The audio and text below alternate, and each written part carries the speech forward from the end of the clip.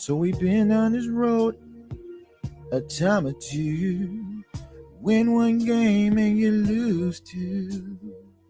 And yet the Saints, they let the 8, let them stay. That's why it's killing me what the Saints are going through. How many times do I have to tell you? As long as the Saints have the 8, they ain't winning a damn thing. 'Cause we're not winning games no more. We're not even trying to contain. I think the spark is went away since the 8 start coaching our games. And we ain't got that heart no more. And I think it's time for a change. The Superdome vibes that ain't the same since the 8 start coaching our games. Oh yeah, babe. Now I know the season ain't going right, but don't you think it deserves some fight? A team like this don't come around every day, and we losing us out right now as we speak. Oh, yeah. It's time to make do the memory. Oh, time that passed, the season has sailed away, and we're not winning games. No, we're not even trying to contain. All the spark is went away since the 8 start coaching our games. We ain't got that heart no more. And I think it's time for a change. The Superdome vibe just ain't the same since the 8 start coaching our games. I remember seasons past when Drew led the league in passing. We knew we weren't gonna get a damn on Sunday, but as long as you got the 8, things ain't never gonna change. We're not winning games no more. We're not even trying to contain. All the spark is went away since the 8 start coaching our games. And we ain't got that heart no more. And I think it's time for a change. The Superdome vibe just went away since the 8 start coaching our games. Time for a new voice and I think it's time for a change. The Superdome vibe just went away since the A's start coaching our game. Thank you for listening to my daddy's podcast. Please subscribe to our channel. Hey, don't let these tears fool you. It's all dog around this mug. I'm good.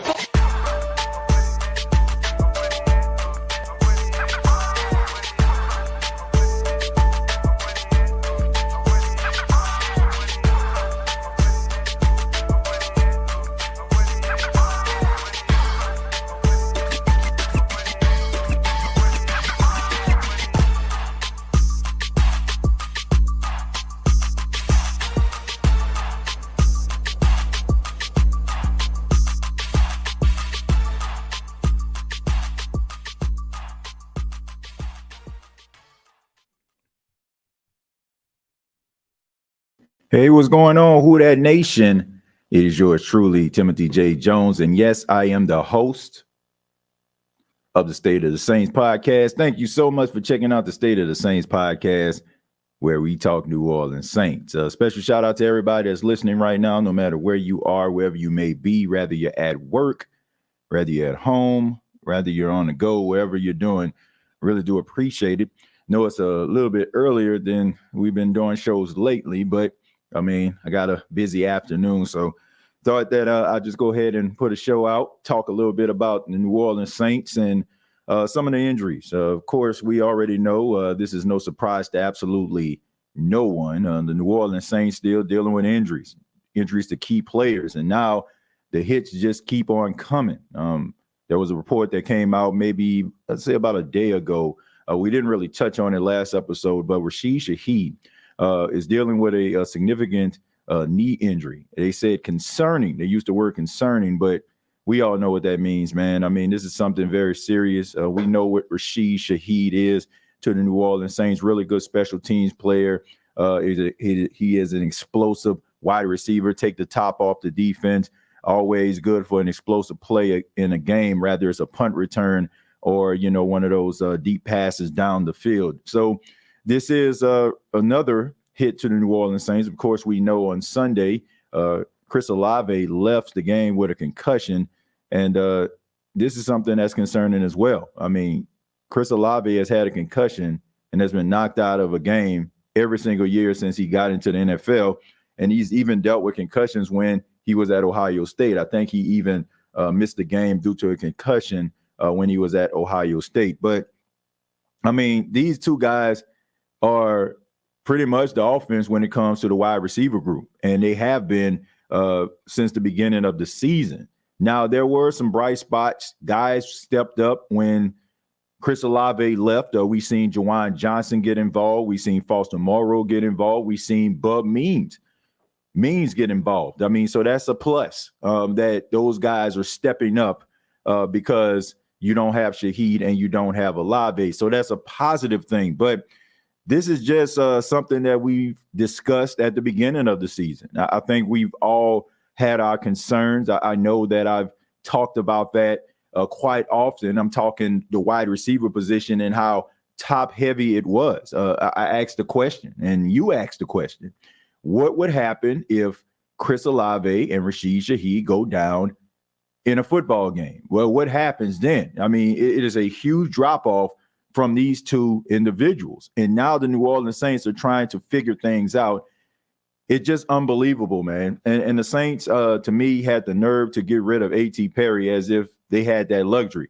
A guy that has the experience and understands the offense, and Derek Carr understands him to a certain extent. He's made plays with Derek Carr and the Saints offense, but he'll be playing with the Denver Broncos. The Denver Broncos swooped him up really, really quickly. And now the New Orleans Saints are pretty much trying to figure it out.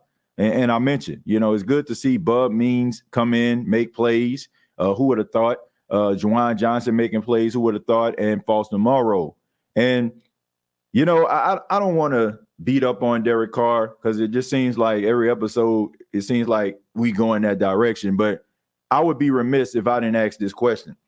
Why is it that we're seeing guys who didn't touch the football when Spencer Rattler is the quarterback? I mean, we've seen Cedric Wilson get opportunities. We've seen Mason Tipton get opportunities. We've seen Bub Means get opportunities. We seen Juwan Johnson and Foster Monroe get opportunities. So maybe it's just one of those situations where you have a quarterback that is just looking to make a play, like trying to make a play, not looking for the number one hot read. And if the hot read isn't there, I'm throwing the ball down to the ground or I'm taking a sack. You can tell that these guys believe in Spencer Rattler. Not that they don't believe in Derek Carr, but you can tell that they feel like they're going to get the football when Spencer Rattler is in the game. And that is something that is encouraging. And it is also optimistic if you are, a player that's basically just running routes, and maybe you're not the hot receiver. Maybe you're like the second or the third read. But if you're open, you know that more than likely he's going to be looking for you. Now, this is going to be a tough matchup for the New Orleans Saints, having these two wide receivers out of the game. Not having Shaheed, not having Olave is going to be tough for the New Orleans Saints. And I know that Patrick Surtain more than likely won't be playing in this game. He's in concussion protocol just like Olave is, but you still have some really talented guys in the secondary that are starters. And you're going with second and third string guys, practice squad type guys, the walkthrough boys, as I like to call them. You got them going into the game, having them being number one receivers and number two receivers. I just think that is an uphill battle for the New Orleans Saints. And, it's kind of tough, but I think if we can start to see like little positive things like we seen Sunday with Spencer Rattler, I think that is what we need to hang our hat on, because if he's out there thriving with minimal talent, if you can fix your issues at the wide receiver position and on the offensive side of the football, then it's encouraging for the future. And I'm looking for just some really good execution. I'm looking for a couple plays that I can hang my hat on. I don't expect for the New Orleans Saints to win anyway, but if they can actually go out there and do some things and maybe have a spark every now and then offensively, then I just feel like that's something that's encouraging. I think it's time, based on what is going on and what is transpiring with this football team, for us to just kind of look at this team, not under a microscope, but just gain like little small nuances of hope that we can actually build on in 2025. I know some people are like, man, the season ain't over, but it feels like it is. And, all the things that have happened with the New Orleans Saints, bad coaching, bad luck, you combine that, it doesn't seem like it's the Saints' year. And I'm just looking for levels of positivity along the way, little pellets of positivity along the way. And if we can do that, then I'm okay with it. I'm okay with it, because I just, people looking for that spark, people are looking for that breakthrough. I just don't think that is going to happen. And man, it just makes me feel bad, because it make people feel like I'm just being Debbie Downer, but I'm just being realistic, man. We've gone through this so many times, and it doesn't feel the same. It doesn't feel like it was, a couple of years ago. You go through a little rough patch and guys are turning it around, and then it's going to go on this little hot streak. It doesn't feel that way.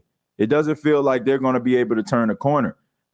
People are kind of sweeping this 51-point loss, 51-27 loss under the rug, as if, it was just a tough day at the office. I really feel like that was that team saying something to the fan base, the front office, the coaching staff, as a staff, organization, and crew. And until they hit the field and I see something different, I'm going into Thursday's game believing that it's not going to be close, and that we're going to see some things that bad teams with bad structures, they see quite often. And that is a team that is not inspired by the guy who is the leader at the helm on the sidelines. And I just, it hurts me to have to say these things, man, because, you want your team to win. You want them to be good. You want them to find prosperity. But the Saints are trying to find prosperity with a guy that's a loser. Not only is he like a loser when it comes to the head coaching, not in life, okay? Family man, got kids, got a wife. you're great when it comes to that regard. Well, when it comes to coaching football games, you have a coach who is a loser. He just loses football games. And he has lost football games every way imaginable. Rather it be that he was out-coached, rather it be, his team's not prepared, rather it be, great things happen. Like it's a roller coaster of emotions. And I just think that the Saints need to get off of this. But in the process, I just hope that they don't ruin this kid. And I hope that some of these Saints fans understand what situation this guy is going into. So when they go out here and they're hypercritical of him because he's not, I don't know, Tom Brady off the rip, Patrick Mahomes in his second season, like, yeah, people will have enough patience to understand that this is a young guy doing it and not somebody that's been in the league forever.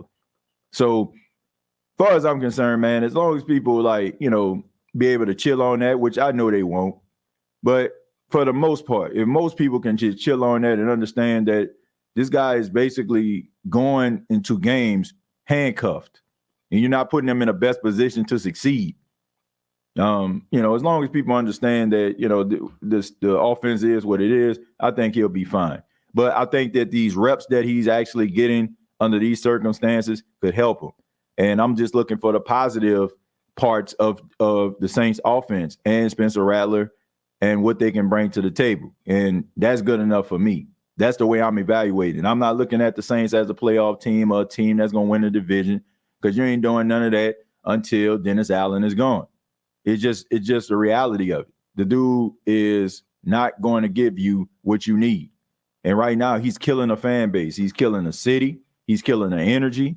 And I just don't understand why this team just continues to, make it seem like everybody else is crazy but them. You got to be crazy if you continue to parade this dude out here and think that he's going to turn into something that we have a 2.5-year sample size of. A little bit further if you want to count the Raiders, but I'm looking at it from the Saints standpoint. Even if, the Saints try to pretend like he didn't coach anywhere else but the Saints. But even if I'm looking at it from him just being a head coach of the Saints, he still leaves a lot to be desired. So the same thing that got him fired in Oakland is the same thing that seems like is going to get him fired in New Orleans. And as long as they cut their losses, the quicker they cut their losses, the better. And I mentioned this on the last episode too, and then I'll get to your comments. I already said the Saints already have shown that they can maintain stability at the head coaching position. They've already showed that they can do that. I used the example of, Nick Saban. Nick Saban had all those championships at Alabama, got a new head coach. They're 4-2 right now, losing to teams like Vanderbilt, in a dog fights with teams like South Carolina, uncharacteristic type things that are going on in Tuscaloosa. And, if they decide that they want to go in a different direction, I don't think anybody that is a fan of Alabama, a supporter of Alabama, a student at Alabama would be like, hey, man, give them one more chance. Like, because there's a standard that was set behind. And if you don't have a coach that can maintain that standard, I think it's well within the organization rights, the university rights to go in a different direction because they demand excellence. When you have a 16-year head coach and you didn't fire him in 16 years, I mean, the coaching landscape, the average is probably like 4 or 5 years as a head coach. But you got guys coaching 10 and 15 and 16 years, close to 20 if you're Mike Tomlin. When you have coaches like that, if those guys were to step down, you get a new coach and they don't replicate that levels of success and you're giving them 2 and 3 years with it, nobody is going to say anything. It's not like a coach that or offensive coordinator with the aspirations of being a coach that's going to get interviewed in the offseason is going to look at that and be like, man, they let Dennis Allen go in 2.5 years. I'm not going there. And they're not going to take into account, well, he couldn't replicate what Sean Payton did. Now, when I'm gonna say when, because it's inevitable. I don't care what Mickey Loomis is talking about. It's inevitable. Dude about to get fired. When he does, then everybody is going to be comparing the next coach to what Dennis Allen did. So if this next coach comes in Saints win 10 games, something Dennis Allen has not done as a head coach. If they are flirting with a division title or win a division title, that's something Dennis Allen didn't do. And if the Saints make the playoffs, that's something that Dennis Allen didn't do. It is hard to be the man that follows the man, right? Probably better to be the man who follows the man who follows the man, right? So, because everybody looking at that other guy like, he ain't the part. So, as far as I'm concerned, man, like you basically running your head into a brick wall here. But hopefully the New Orleans Saints can do the right thing, because I really have a strong feeling, and I could be wrong, but I really have a strong feeling that the team is about to force their hand. And them sitting on their hands, they ain't going to have no choice. Because like I said, this isn't a 12 o'clock game, a 1 o'clock Eastern Standard Time game where, it's probably regional and only the fan bases are watching it. This is the only professional football game on television on tomorrow night. If you're watching this on a Wednesday live, it is the only game that's going to be on TV. So everybody's going to be watching it. So all of your imperfections, all your mistakes, all your slapstick comedy, plays that just seem like it's just, like Curly Larry and Mo Three Stooges type stuff going on. Everybody's going to be able to see that, and you're not going to be able to hide it. I mean, everybody saw it on Monday night last week. They saw it last week on Monday night. The entire world saw it. Everybody saw that he was in over his head. Like, you had Andy Reid go out there and make him look like a complete fool. And now there's going to be another nationally televised game.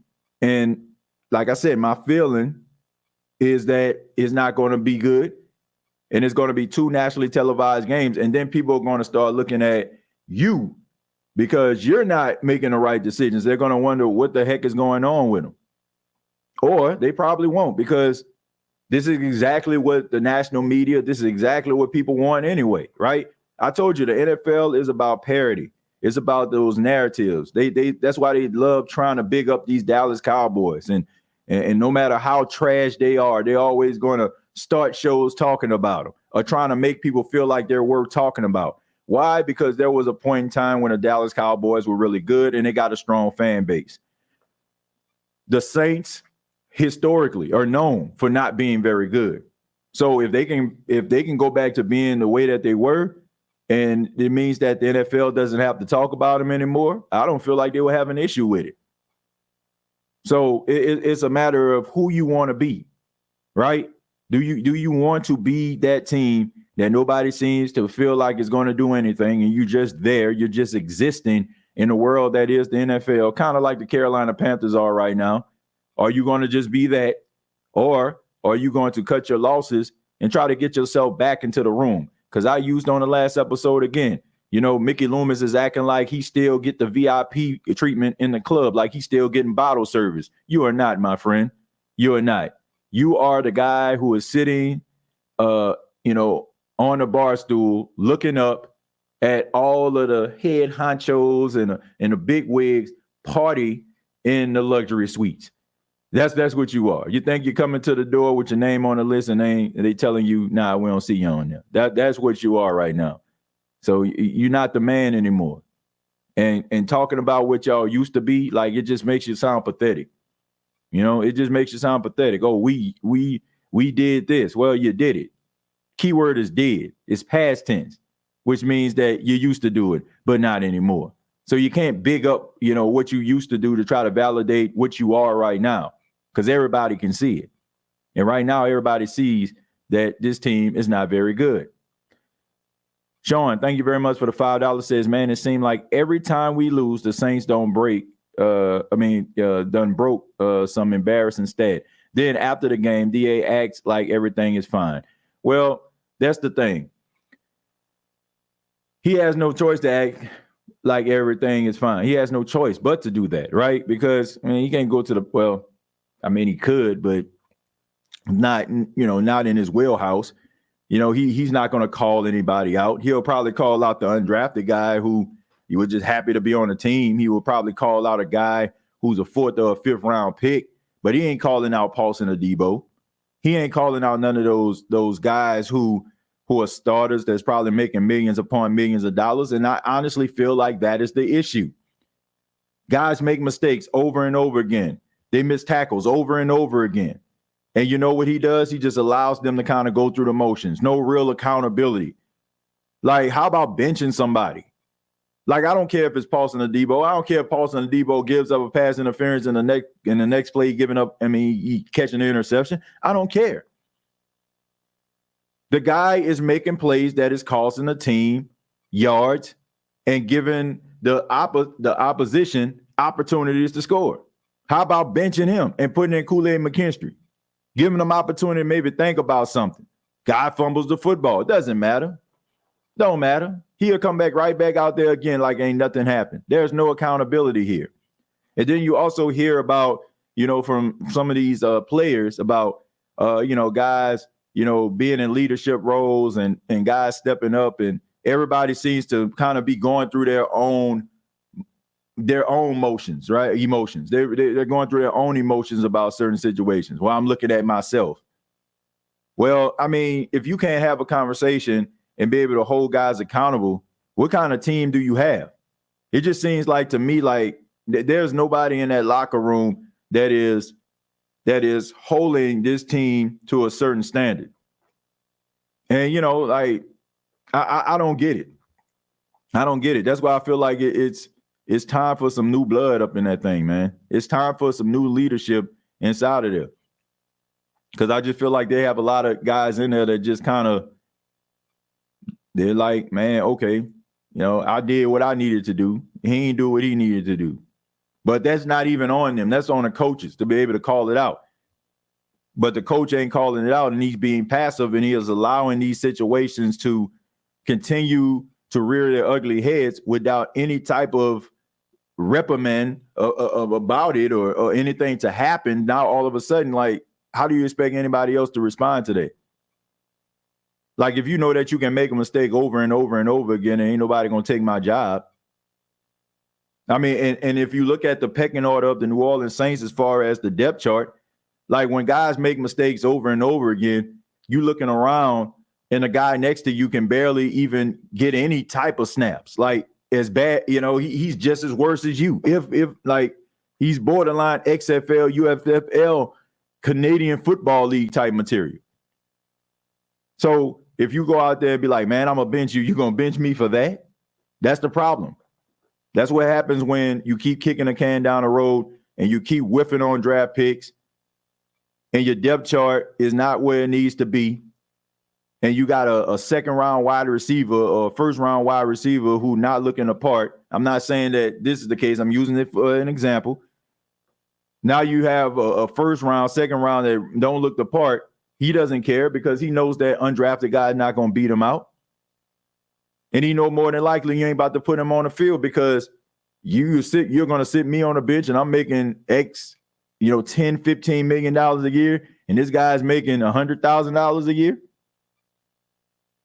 So, so they kind of put themselves in this position. All these wide receiver trades and we looking around. Yeah, I just think that, number one, you got to ask yourself this question. We may not want to ask this question, but I think it needs to be asked. Why would you be going out here trading for anybody? Especially when your team is in this type of condition. You make trades for wide receivers like Devontae Adams and try to go after pass rushers like Max Crosby when you actually feel like you have a chance to win something. Now, I will say this. I think the magnitude of I feel like not the magnitude. I feel like this game itself coming up Thursday will probably decide what the New Orleans Saints do from a transactional standpoint, down the line. Like, I feel like if they lose, I don't think you're going to see no trades and all that kind of stuff because I think the Saints are probably going to come to themselves and realize that, maybe we need to hold on to these assets because next year we're going to have to be able to utilize this because we're going to more than likely have a new coach and he'll probably want to have things a certain way and he wants to draft the players that he wants in order to turn this organization around.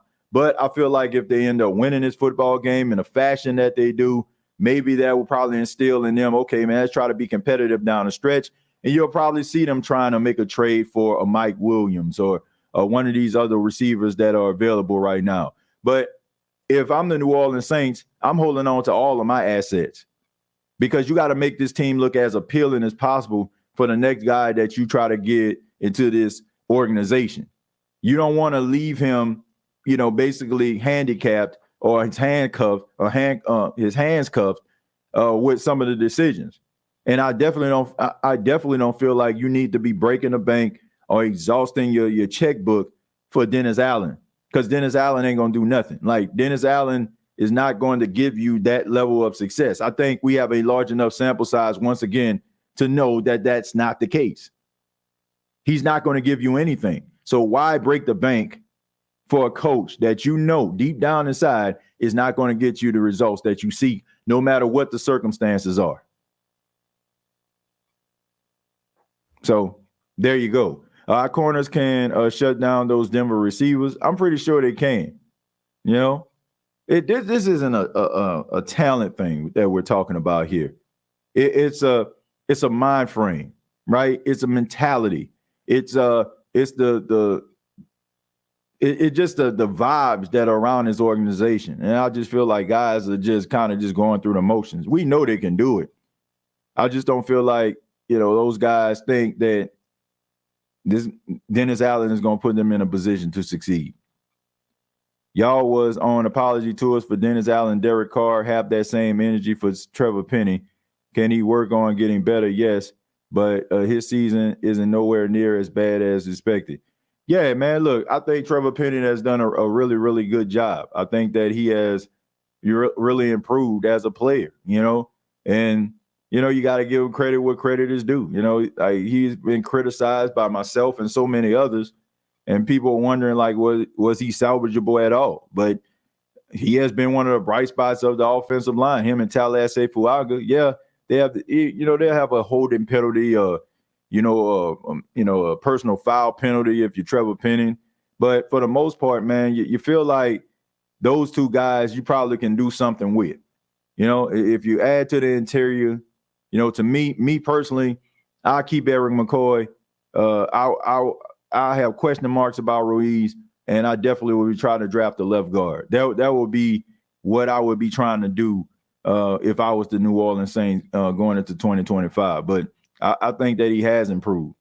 So, I mean, he's nowhere where he was, when he first started. So, and we know that how you notice offensive lineman is when you don't notice him. That's when you notice he's turning a corner, or he's trying to, or he has improved. Jerry, I think that would be our best bet. I don't know exactly what you said. Jerry says, I'm going to the game tomorrow ready to boo. I got to get my bail money ready because I know some things will come out of my mouth that might get me hacked up by NOPD. Well, look, man, don't get yourself arrested over this. But I think that you do have a lot of Saints fans that are going to be going into that game on Thursday with the mind frame of booing. And they're probably going to have some signs up that aren't very favorable to Dennis Allen. And, you're going to have some, people that feel like Sean Payton is going to come up in there and out-coach him. And I think that maybe that's all going to happen. But we'll see. We're going to see what these players think about Dennis Allen on Thursday. Shifting more of energy back to LSU, fam. I keep dealing with this DA Carr madness. Yeah, man. I mean, as long as the Saints don't address some of these glaring issues, that people are going to start tuning out. I mean, I said this on NFC South Roundtable on Tuesday night. People just want to feel like they got some hope. And, that's the thing about, the whole Spencer Rattler experience. People just want some hope. They want to be able to see some hope somewhere. You get what I'm saying? And that guy symbolizes hope. That's why I don't understand, like, why some of these Saints fans get off by saying, oh, man, he ain't it. It's like, okay, do you want this team to suck? Do you want this team to forever be in a basement? Or if they're not in the basement, they definitely standing on the first step, walking their ass down there. So do you wanna keep this same thing going? Like, I don't get the MO. I don't. But people are looking for hope. People want to feel like they got some hope. Dennis Allen, in the way that Mickey Loomis is running this organization right now, makes people feel like they don't have any hope. And the New Orleans Saints organization, like they too much of traditionalists for my liking. Like, I get it, man. Every organization, business, family, everybody got tradition, right? Rather it be everybody assembles at your house for Thanksgiving, rather it be, a family flag football game, rather it be, like y'all going on a picnic at some particular area of fishing with your grandparents or something. Like, everybody has that tradition, right? But sometimes, like, it's okay to incorporate new traditions. It's okay when the traditions start to fall off to create new ones. And what the New Orleans Saints do is, like, if this person has been with the team for, I don't know, for 50 some odd years, and it's pretty obvious that this person kind of isn't, abreast to modern times or dealing with modern situations, you still keeping them around as the head of something. You're not going to bring somebody else in with some different eyes. I already told y'all, man, like this medical staff is trash. Like, you keep on having these same injuries every single year, soft tissue injuries, and you're not doing anything about it. Like, you look at other teams that talk about their dysfunctional organization because they fire a coach that's incompetent. And he proves his incompetence, but you see that your coach is showing nuances of incompetence, and yet you just want to act like it don't exist because it will make you look like you're dysfunctional. Well, when that coach brings that team out on the field on Sunday or Thursday and they tripping all over themselves, isn't that dysfunctional? So it doesn't matter if you don't say it at all. Everybody's going to be able to see it. You don't have to say anything, right? I mean, it's pretty obvious here. So sometimes, like, you have to kind of break traditions and try to go with things that work.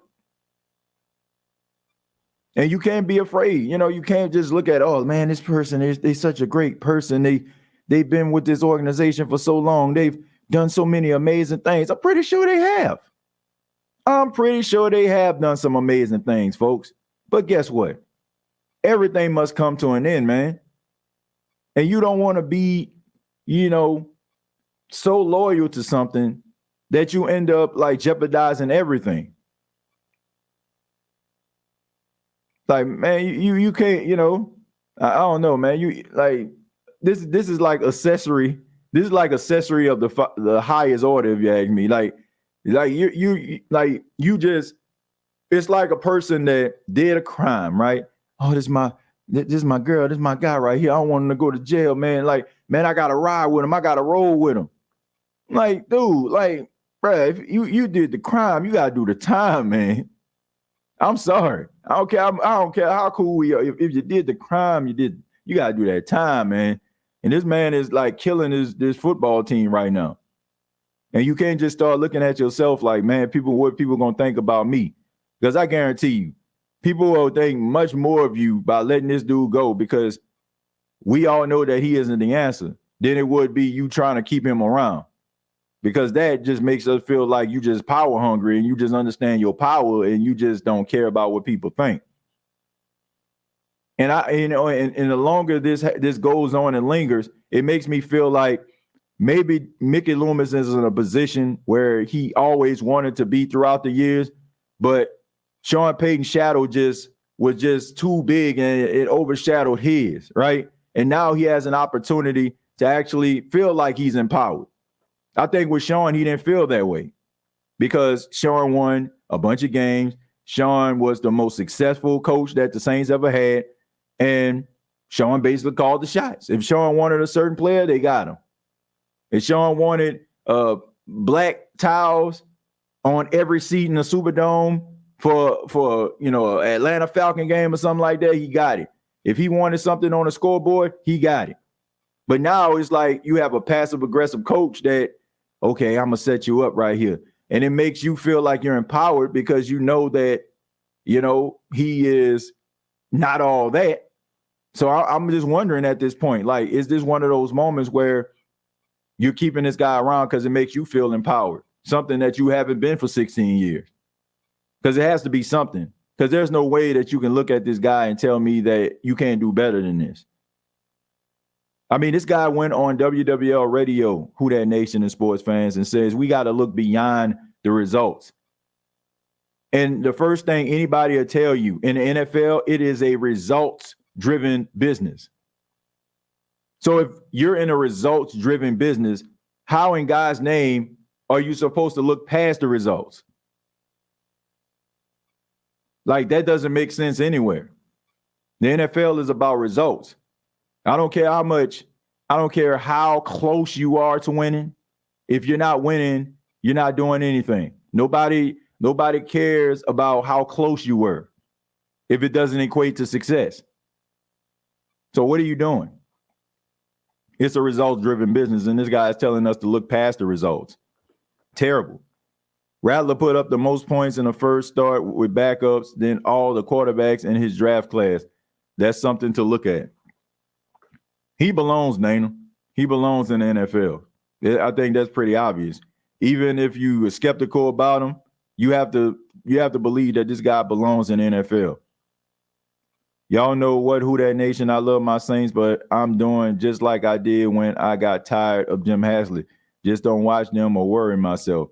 Well, I don't want to say don't watch them, but I would say I wouldn't put as much emotion into this team as I once did. Like, I watch them, but I'm not like so emotional. Like when games are close, it used to be like I'm just like, come on. I don't feel that way anymore. I'm just like, okay, man, what's gonna happen now? What's gonna happen now? It's only so many times you can look at the same thing happening over and over again and expect something different. Damian Wright, team changes begin with admin changes first. It will always be a long road if they don't make administrative and GM position. The fans will have to stick to their guns for change. Well, Christy, I tell people all the time, like, you might as well pray for the best because Mickey Loomis isn't going anywhere. He's the executive vice president of this football team, which means that something like something catastrophic would have to happen in order for him not to be the general manager. Like, it would have to be him caught in a precarious situation or him just waking up one morning and saying, you know what, I quit. I think it's time for me to retire. But as long as until that happens, you're going to continue to have him as your general manager. This is just deeper than somebody just being a general manager. If it was that simple, then it could be like, okay, maybe they'll see that he's incompetent and they'll fire him. But it doesn't work like that with Mickey Loomis. Mickey Loomis is the executive vice president, and Gail Benson is not the type of owner that meddles in football operations. She leaves that to Mickey Loomis. Dennis Lauscher is the president of the team. He mostly focus on the structural parts of the team. Like, if the Superdome need a new roof or it needs renovations or trying to bring, the Super Bowl there. That's kind of what he is on the business part. They lead the football operations to Mickey Loomis. So you can kind of say he's the president of football operations. Even though it says executive vice president, he's the president. Like, because, I don't think Dennis Lauscher is sitting up there in the war room telling Mickey about what's going on with the salary cap and what we need to do. I don't believe it. So it's just deeper than just him being a GM. If it was that simple, then it's just a matter of just letting him go. But it's like he would have to fire himself. We can't talk about Mickey, DA, or Carr until we address Gail. We suffer for her lack of football knowledge. I'm just saying. Nah, they ain't got nothing to do with Gail Benson, man. Like, most owners don't know that much about football. Like, most of these owners don't know that much about football. Like, you don't have too many owners that are football minds. Like, they own these football teams and they leave it to the professionals. She's not the only owner that operates the way that she does. Like all of them, like the Ford family in Detroit, the Rooney family, and they don't get involved with football operations. Like Robert Kraft, he don't get involved with football operations. He doesn't. No, he's just a figurehead. You'll probably have like, owners, like the Philadelphia Eagles or something like that, like Lurie, like all these different guys. Like, okay, they'll get involved. They'll do it, but it's very few owners that are actually like knee deep in a game like Jerry Jones is. See, we've grown accustomed to watching Jerry Jones during Cowboy games, and every time the Cowboys are failing, they just pan up to the luxury box and just watch him. And we just feel like, okay, that's what the owner's supposed to be getting involved. But most owners, like, you don't even see them. They just leave it to the football guys or the football people, whoever they may be. So to me, like, I don't blame her. I don't blame her. TJ, Nick Underhill said that he thinks Rashid Shaheed will miss 3 to 4 weeks with his knee injury. That's devastating news for that Saints offense. Yeah, I mean, it is devastating news because he's a really good player. But at this point, are you surprised by anything? I mean, the word devastation or devastating or devastated, any way you want to use it, like we pretty much already exhausted that word itself. So this is just, I mean, I don't know. There's this saying that my grandfather normally would say, pouring water on a drowning man. Like, man already drowned. You pouring water on him. I mean, look, he's already drowned. So adding more water to this already drowned man is, I mean, what can they do? I mean, the Saints they're already without most of their offensive line. They don't have like certain players like that are like instrumental to their success. So at this point, it's like, hey, it is what it is. Them players haven't been the same since training camp was in California. 100, Loomis is also a loser for following DA. Yeah, I just think that what you're doing is killing your legacy, man. But I want to mention the sponsors of the State of the Saints podcast, BETUS. This show is powered by BETUS. Sign up today, get up to 125% on your first 3 deposits up to $2,000. Download the BETUS app or go to their website and use the promo code YouTube150. That's YouTube150. Let's get back into it. It says, TJ, the injury list is hard to look at. Yeah, it's pretty hard to look at, man. I think I have it up here. Let me go ahead and share it with you all.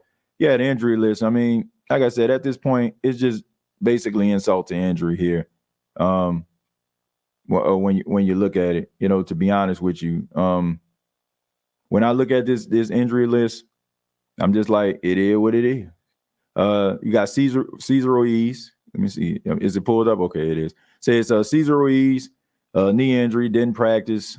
Derek Carr, Lucas Patrick had light practice on Tuesday. He probably gonna give it a go. P. Warner didn't practice. Rashid Shaheed didn't practice. We just mentioned he's gonna be out about 3 or 4 weeks.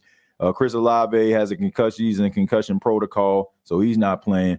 Taysom Hill, light practice. He'll probably play. Peyton Turner, light practice. He'll probably play. Alvin Kamara, he'll play. Carl Granderson, full practice on Tuesday. I didn't get the injury report as of today. I'm pretty Shepard, JT Gray, Alante Taylor, Cedric Wilson had light practices, but I think they're all going to play. Tyrann Mathieu, who escaped what a lot of people thought was going to be a serious injury. He's been a full participant, as well as Willie Gay and Bub Mean. So, I mean, looking at this list, it's a laundry list of guys, and all of these guys, for the most part, are important for their positions. Even JT Gray, I mean, he is the special teams ace. So you look at this team, you look at some of the shortcomings, you look at some of the things. I mean, but at this point, I mean, it's just been a bunch of bad luck. It's just been hit after hit all season long. And if you combine that and the fact that, Dennis Allen is terrible at being a head coach, I mean, what do you expect? What do you expect, folks? What do you expect? But I'm not going to let them off the hook, man, because the easiest thing for a team to try to do is put these injuries out here and make it seem like, oh, that's the reason we losing. Nah, bro. Y'all were losing the same way where opportunities presented itself for the last 2.5 years when Dennis Allen has been a head coach. They want people to feel sorry for Dennis Allen, feel sorry for the New Orleans Saints, and be like, oh, well, how can a head coach, how can he succeed in these type of circumstances? Nah, bruh. Nah.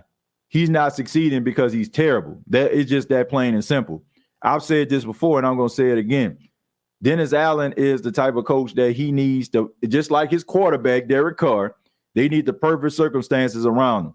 They need the best players, and, and even with that, they'll probably find a way to fumble that.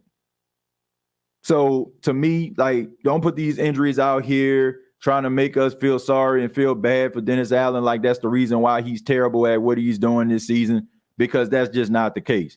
The fact is the dude is just not good at his job. And that, I don't feel like that's something that people should forget about.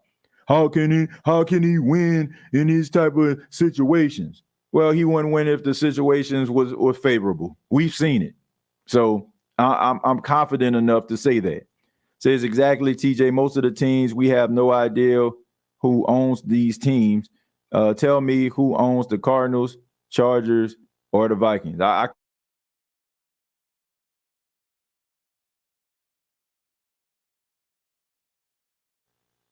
like to pride myself on my knowledge of the game. But nah, I don't know. I don't know him. And that's the best way to be. That's the best way to be. TJ in chat, I won't be able to stomach the thought of Sean Payton showing up and demolishing the whole team. Well, I mean, might happen.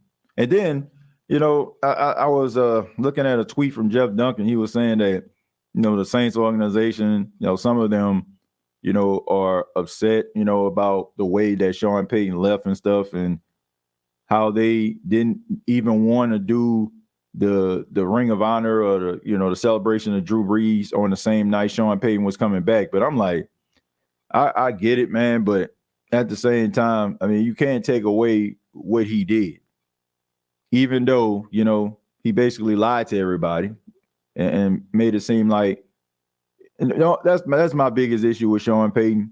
As somebody that battles and has battled in the past with mental health, and I know how that can affect you. I just feel like, that's a slap in the face of people that really deal with that situation when you try to use that, because to me, it's kind of similar to them putting these injuries out here, trying to make you feel sorry for, Dennis Allen in that regard. They're trying to make you feel like, oh, it's criminal to criticize them because they're dealing with their mental. But we all know that wasn't the case there. And, the fact of how you left, like, I feel like if you would have left the New Orleans Saints in a good situation, let's just say if you stepped down, the salary cap was pretty decent. You didn't have to have a quarterback. That's fine. But you gave the Saints something that they can actually build with, money to be able to go out here and get free agents, a quarterback that can, probably be a bridge until you actually find a guy. I don't think too many people would be that upset. But the fact that you basically left the team in shambles, right? It's like, you're the engineer who created this ship. And that you went down there to the engineering room because everybody heard clink clunk. Let me go down here and take a look. Okay.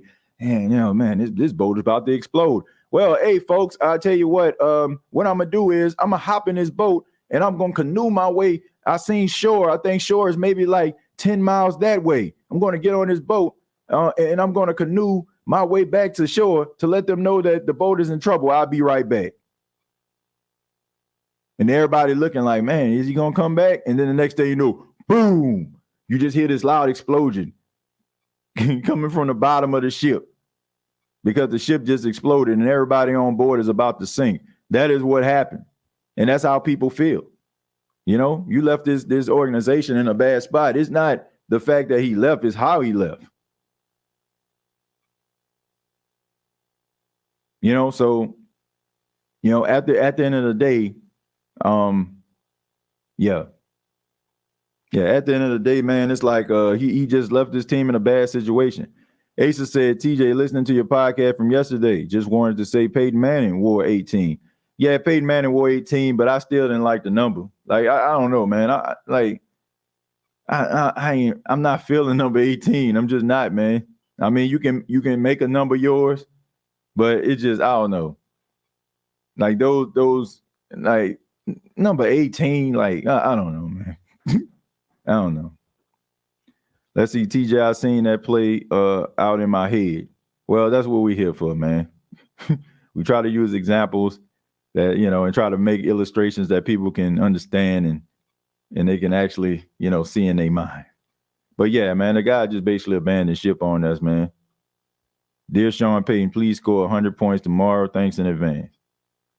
I think one thing somebody said in a tweet, which is true, that I saw, he said two things can be true. He said, you can be happy and, for Sean Payton, the fact that he gave you a sense of pride as a Saints fan for winning all the games and bringing credibility to the organization. But at the same time, you can still be upset with him for the way that he left. And I think that's true. I think that sometimes like we try to pick one side, right? Or we debate something and we might be on one side of the coin. Another person might be on the other side, but you're probably both right. And there are cases like that. Two things can be true. But to me, yeah, I think you could have left. I think if he would have kind of fixed the team or the team was in some relatively good shape and he left, I don't think people would have been as mad. But the fact that the Saints are in this position for the most part is because of decisions that you helped create. And you weren't even man enough to stay around and stick around to try to fix them. Like a lot of people just look at that as like, man, that's just weak. Because you can talk about Belichick all you want to, man, but Belichick stayed on for 2 or 3 years after Tom Brady went to Tampa. And no, he couldn't replicate what he did with Brady. He couldn't. But at the same time, I respect the fact that he stayed. Like Mike Tomlin could have did the same thing. Ben Roethlisberger retired, right? They still trying to find their next Ben Roethlisberger. They still trying to find their next Big Ben. But he's still willing to try. And that's why I think what people, feel like, okay, you just went to a situation that you felt like was a little bit more favorable. But I'm okay with that. But can you at least fix our situation? Like, dang, you know what I'm saying? Like, okay, you the landlord, and my air conditioner went out. Okay, can you at least fix my air conditioner before you go home and go sit in yours? So, come on, man. When was the last time Saints won a primetime game? Man, I can't remember. I do know that I want to say that Dennis Allen is like 1-4 in primetime or 1-5. Like, doesn't have a really good record. And then he takes all the players that the Saints release. Well, what they be releasing, they like they releasing top notch players. They like, bubble players or players that got a little something, but don't expect for them to be like a full-time starter or something. As a head coach, you should be able to motivate second and third string players to a point that they want to make a name for themselves. Ooh, I got to make a name for them. Yeah, you got to motivate them. You got to motivate them. You got to encourage them. And you have to make sure that you put them in the right position to succeed, which we know that the New Orleans Saints have not done under Dennis Allen. I mean, there's a huge drop-off for a reason. Usually, like when you have second and third string guys come in, you still see, okay, they're raw. They probably won't make the play the starters made okay, man, in a couple of years, he's going to be a starter on this team.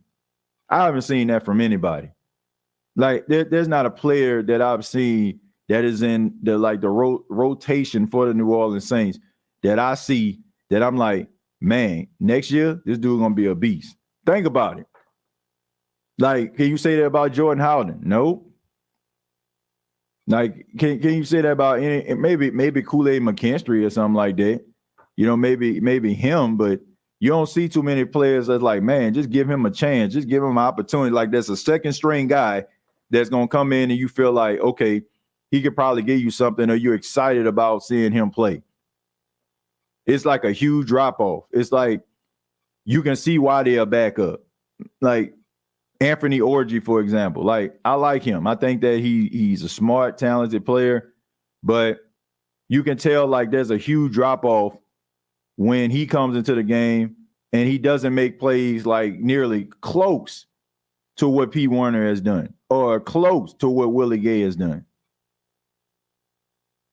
There's not a player. Every player on the Saints team is a starter, right? And you see why they're a starter for the most part. And then a guy after him is like nothing. And now I feel like that is the biggest issue. If you want to walk away from this episode with anything, remember this. I feel like the issue is the guy who is the starter feels like there's no competition next to him. So you can carry yourself whatever way you want to. You don't have to feel the pressure. Like if you're, I don't know, like I'm not saying they do this, but if you're Pete Warner and you're hurt, like you can sit on a bench 3 and 4 weeks because you know more like people are anticipating you coming back. Because you know Anthony Orgy or DeMarco Jackson ain't gonna be able to do what you done. It's just not like, and when you have that type of environment, you know that there can be a level of cockiness that you may have. There might be, you know, a time where you're like, you know, something, you know, you feel like you can go the extra mile. Like if somebody was around you and you're competing with somebody and something make you upset, you'll probably calm down pretty quick. You'll probably be upset about it, but you'll calm down. But now you can basically take this thing to the extreme. Like you can really like take it far. Like, I'm tired of this, that, and the third. Because you know somebody gonna be running after you. Oh, come on, baby. Come on, man. We need you out there. Because, you know, if that person ain't on the same page, I mean, the guy who's next to him probably going to drop about 3 or 4 passes, you know, probably going to give you a stat line of 2 catches for 12 yards. So it's like, I got to, you know, they need me, right? They got that David Ruffin in them. They need me. Y'all ain't nothing without me. You need to create an environment where you're competing. The Saints aren't, there's no competition. Why do you think like a guy like Trevor Penny can struggle as much as he did in the offseason? And people asking, okay, why y'all don't bring anybody else in? Because we haven't seen anybody that can beat him out. And he was playing like he's better now, but during the time he was playing so awful that people were like, man, you can't go into the season with this. And nobody couldn't beat him out. That's incredible. TJ, what's going on with linebackers forward out of Texas we drafted? Well, you know, raw talent. I mean, he made some tackles in the last game, but he's raw. Like, he ain't ready for prime time. And I can say that about a lot of these players. A lot of these players on Thursday that's about to play aren't going to be ready for prime time. It's just that simple. I'm going to take a few more, then we're going to go ahead and get up out of here. It says more like tired of losing. Mike T was right, losing mentality. Yeah, we just okay. We okay with just being close. We're so close, right? We bet 14 and it was 15. We were close. The Saints aren't close, man. You can say whatever you want. You can try to predict it. You can get your Miss Cleo on. You ain't close. You're not close. We all know that this team isn't close. That's why it's frustrating. You know, they'll probably be closer if they get some better leadership, but you ain't winning nothing with that. What's up with Hoka, the tight end? Is he just not good or he's a developmental player? I thought he had a tremendous upside in giving reps. Well, I tell you what, Dallin Hoka should have had his first touchdown last Sunday because he was wide to freak open. So I think Jordan, if Spencer Rattler would have, you know, climbed the pocket and was looking downfield and kept his eyes downfield, I think that you'll have a different perspective of Dallin Hoka. Because Dallin Hoka was open on that play. And I honestly feel like he's probably going to make a play in this game on Thursday. Because he was wide to freak open. So I think you when you said what happened with Dallin Hoker, I think you would have said you would have came into this episode saying, why they don't get a ball boy to Dallin Hoker? That's what you would have said. It's a fine line between that too. It's a fine line between that too. Like, but he was open, man. He had opportunity to get his first touchdown. He was wide open. They wouldn't have caught him. He had that guy beat. Now, as a matter of fact, he didn't even really have anybody close to him. Really proud of the team. Saw some good things out there, but there are a few things we got to clean up. Yep. That is the opening statement of every Dennis Allen press conference. TJ, this is Bub Means and tipped and shot to show what they got. Man, King Arthur, I agree with what you're saying, but even the fact that we're at this point or we're in this situation is pretty sad. You're going into a game relying on a 4th round draft pick or fifth. What Bub means, a 4th round draft pick? Let me pull that up. But anyway, he was a late round draft pick. You know, you're expected for him to come in and provide something. He was a 5th round draft pick. Okay, so he was drafted in the 5th round. You're looking at a 5th round guy and an undrafted guy out of Yale. And then you got Cedric Wilson, who, you know, is just on the team because he can block better than most wide receivers. And then you got Equimedius St. Brown. You know, I mean, the only reason you really know who he is or see him is when he on his podcast with his brother. So it's like when you combine all that, like what do you actually have? And I'm pretty sure Equimedius will be activated. Like you think about the wide receiver group. I mean, Bud Means, Mason Tipton, Cedric Wilson. Who else? Who else is another wide receiver that's going to be out there? I mean, Equimedius is going to be able to dress. So pretty sad stuff, man. It's pretty sad when you think about it. Brazil and Granderson, only bright spots on the D-line. Yeah, but they go missing at times too, man. And I said this before. I think the Saints may need to explore the fact of putting Brian Brzee as a defensive end instead of a tackle. He's a pass rushing defensive end, and he kind of struggles a little bit when run defense. Hey, TJ, this has to be a game for the tight ends. Yeah, guys got to step up. But I think they like the fact that, you know, when ill-advised plays, unscripted plays, when the plays break down, they get those opportunities. I think they're excited about that. TJ, this shows the incompetence of the coaching staff. Your backup shouldn't show much of a drop-off from the starters if they develop properly. Yeah, that's what I said. Like you should see why they are a backup, but you should feel like next year they're probably going to be a starter. Or next year they're going to push the starter. Well, I don't see that. Like it's a huge drop-off at every position. It's like the one person that's that starting position, he's up here and nobody else can like touch them. And then it's like a huge drop-off. So if that person gets hurt, like you're going to see the other guy like deer in headlights. You're going to see him like missing open lanes that he can run through. You're going to see like bad feet. You're going to see drop passes. You're going to see guys getting mauled. It's going to be like that. But all in all, on Thursday should be an exciting game to watch. Two things are going to happen. It's rather the Saints are going to learn from the beatdown that Tampa Bay Buccaneers put on them, the Tampa Bay Buccaneers put on them, or they're going to sit around, roll over in front of a nationally televised audience, and we're going to see the end of the New Orleans. And it's going to be at the hands of the guy that recommended him to be a coach in the first place, which is Sean Payton. But I want to say thank you all for checking out the State of the Saints podcast. Once again, my name is Timothy J. Jones. Hope you all enjoyed the show. Hope you enjoyed the content. And if you did, I just ask that you hit the like button, share the video, let everybody know about the State of the Saints podcast. I really appreciate that. If you're new to the channel, thank you very much. Hopefully this won't be your last time checking in, but you can check out previous episodes here on the YouTube channel, as well as the Gumbo Pie Sports podcast channel. You can also follow me on X at TJAYJones8 and check me out every Tuesday at 7 p.m. on the NFC South Roundtable. Should have a new video that's coming out today, us giving our predictions about our respective games coming up for week 7. I will be back on tomorrow to give my pregame predictions for the Saints versus Denver Broncos.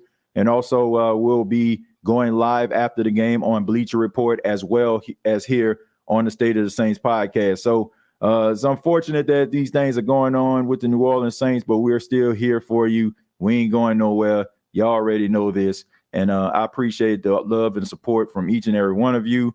Thank you all so much. Have a good morning, noon, night, whenever you're checking out this podcast. And like always, all I got to say is, who dat? Thank you for listening to my daddy's podcast.